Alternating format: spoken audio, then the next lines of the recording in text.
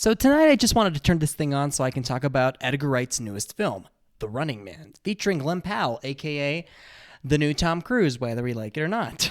You Google those pictures with Glen Powell and Tom Cruise and you'll find some really weird stuff about that special little fan club down there in California. But let's talk about the movie.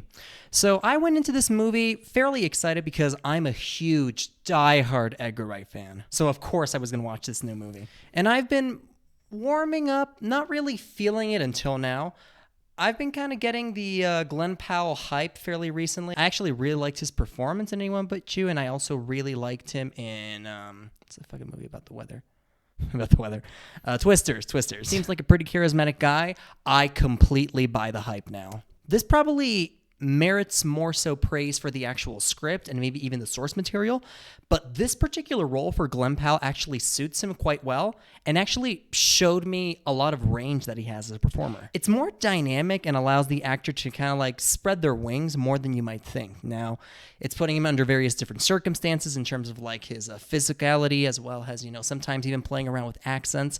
And Glen Powell nails it. He's really good in this movie. I might even say that he's probably my favorite part of the entire movie. I buy it now, man. The guy's got it. I wouldn't imagine, feeling this way about an actor, considering the fact that I was first exposed to him as kind of like the douchebag role back in Top Gun Maverick. See, I haven't read the book, so I'm only exposed to this source material, nor have I nor have I watched the original film with Arnold Schwarzenegger, so I pretty much didn't have that much of an opinion about this source material. I mean, the idea sounded pretty cool coming into it, pretty much like an American version of Squid Game. And Squid Game mixed with Edgar Wright. Oh, you bet your ass I'm going to be there. Edgar Wright did a great job on this movie. His fingerprints are all over the film for pretty much better. The action sequences have the energetic flair and like quirky feel that you've come to expect with him in his normal work. There are actually some really funny ways that he decides to move the plot forward. So, and I don't, like I've said before, I don't really know anything about the book, about the original source material, so I don't know how much of this is actually pulled from the original source material and how much is just Edgar Wright's imagination. But there's something to do with hot dogs that I feel like was probably something that Edgar Wright probably slipped in there, maybe to accentuate some exposition that's from the actual book, but just giving it some, the Edgar Wright flair that we come to expect. The girl from Sinners, unfortunately, I can't even remember the name. I don't have my fucking phone with me anyway, but she was great. Yes. Storm?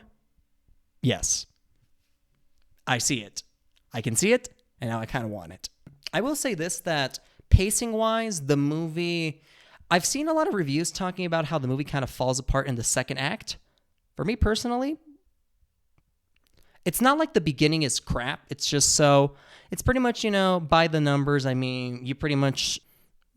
You've seen these beats before many, many times. The movie actually, at least personally, became a lot more interesting, a lot more entertaining, and a lot more exciting the more it went along. I'm not that in love with the first act, as a lot of people are with this movie, and I actually really do prefer the second act a lot more. Because I feel like, the more you started getting introduced with this world and the more that the characters start evolving with it, the more merit and the more you get to know a little bit more about what Edgar Wright and the story itself is trying to say about, the state of the world, The essence of what King wanted to say with the book is pretty well present in this story, but it's, personified through the lens of Edgar Wright without actually, molding and massaging and, bending over, fucking up the story to fit Edgar Wright's style. It's very much, Edgar Wright is paying he's paying a lot of respects to the book. There's actually a really cool reference to the original Arnold Schwarzenegger movie fairly early around the film. Something to do with dollar bills, so keep an eye out for that. I got a chuckle out of it. What I'm trying to say, it's an Edgar Wright film as much as it is, a worthy, I would like to assume, because like I said, I haven't read the book. But the energy of eat the rich and all that shit is definitely present, and I want to assume that that's also, somewhat the point of the actual book. I want to imagine that the entire premise is actually ripped straight from the book. I don't think that a lot of, the narrative, the big, dramatic and really important plot points, I don't think most of the time Edgar Wright is just pulling it out of his ass. It's more so stuff that he is pulling from the book, maybe even from the movie. I don't know. I'd give it an 8 out of 10. Thank you for watching. Subscribe to see more.